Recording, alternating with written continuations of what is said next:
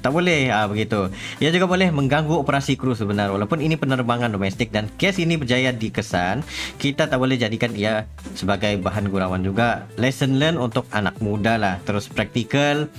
Kalau impian kau kejaya penerbangan, ikut laluan sah, bina CV, latihan bahasa, grooming dan apply, ikut saluran betul. Ya, aku faham lah. Mesti macam kita lah juga.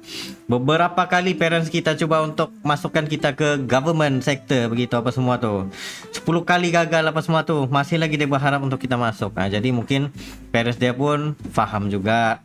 Sekian-sekian gitu guys. Tapi apa pun, apa patut kita buat ialah mungkin ada benda yang kita berikan dia peluang, dan peluang itu apa tu, supaya dia faham situasi dan sebagainya. Manalah tahu semenjak kes viral ini, Batik Air pun cuba untuk memberikan dia peluang lagi sekali untuk